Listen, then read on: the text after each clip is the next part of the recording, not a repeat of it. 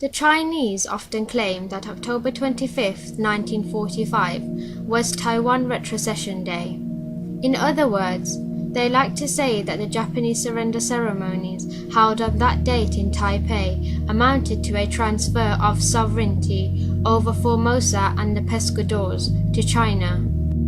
In support of this claim, the Chinese typically reference the Cairo Declaration, a non-binding press release, issued unilaterally on December 1, 1943, by a group of three belligerents: President Chiang Kai-shek of the Republic of China, President Franklin Roosevelt of the USA, and Prime Minister Winston Churchill of the United Kingdom.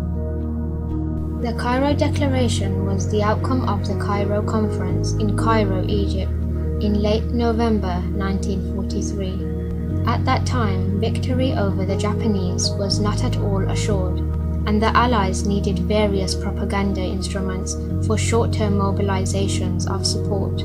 The Japanese were advancing steadily in mainland Chinese territory, and many US government officials feared that the Chinese military officers might ask for early peace negotiations in the China theater. If that scenario came to pass, large numbers of Japanese soldiers would be freed up and redeployed into the Pacific theater, much to the detriment of the USA.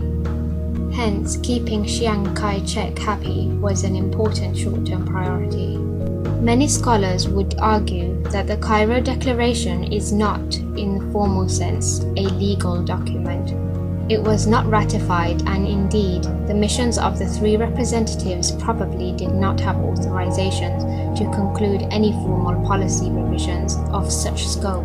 Yet, still other scholars would argue the opposite. The controversy between the different viewpoints has raged since the early 1950s, which is over 60 years. What is the correct way to interpret the effect of this declaration on the events of October 25, 1945? What were the announced views of the leading government officials at that time? An examination of the Act of Surrender in the China Theatre, held in Nanking on September 9, 1945, and all related surrender documents, as well as published statements of the Allies in the 1940s, 50s, and 60s, etc., can certainly help us to illuminate the situation in a much clearer fashion. The following are 5 items of proof to say that October 25, 1945 was not Taiwan Retrocession Day. Number 1. The surrender was limited to Japanese forces. The Act of Surrender in the China Theatre, held in Nanking on September 9, 1945, and Supreme Commander for the Allied Powers, General Order No. 1, issued in Tokyo on September 2, 1945, authorized the surrender of Japanese forces, not Japanese territories. The Act of Surrender in the China Theatre and General Order No. 1 were military directives, establishing procedures for demobilizing Japanese forces. They were not meant to settle political issues. The content of these military directives, and in particular the assignment of members of the Allied coalition to disarm Japanese forces in certain areas, in no way implied that the members had any right to permanent possession over those areas in the future. Number 2. Japanese versus Chinese nationality status. Beginning in 1946, the Foreign Relations of the United States series has many entries regarding the legal status of Taiwan and its residents. Aide-mémoire. The U.S. Department of State to the Chinese Embassy, Washington, D.C. Date: November 21, 1946. Subject: Status of Taiwanese persons in Japan. It should, however, be pointed out that from the legal standpoint, the transfer of Taiwan's sovereignty remains to be formalized.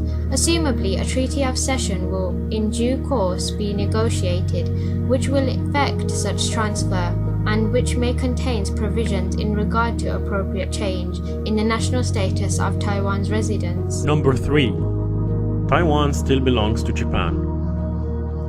The earliest report on Taiwan's legal status by the United States National Security Council was issued in 1949. Draft report by the National Security Council.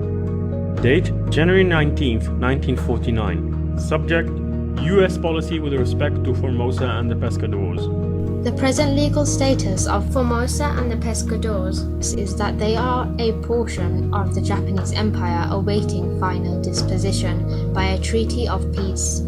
The US position regarding the status of the islands is qualified by the Cairo Declaration, by the chiefs of state of the US, UK and China, and the policy which the US has followed since VJ Day of facilitating and recognizing Chinese de facto control over the islands. Number 4.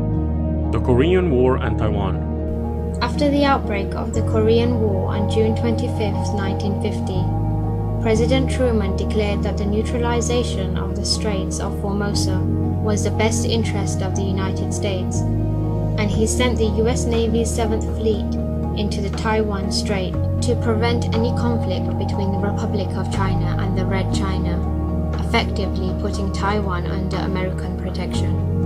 It was known by US government officials that if Taiwan was already recognized as Chinese national territory, there would be no legal basis for the President to authorize such an action by the 7th Fleet. On August 25, 1950, the United States replied to the United Nations Security Council that the action of the United States was expressly stated to be without prejudice to the future political settlement of the status of the island. The actual status of the island is that it is territory taken from Japan by the victory of the Allied forces in the Pacific.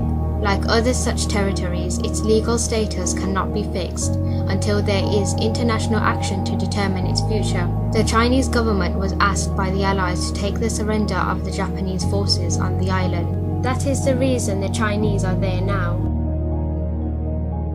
Number 5. Future arrangements for Formosa.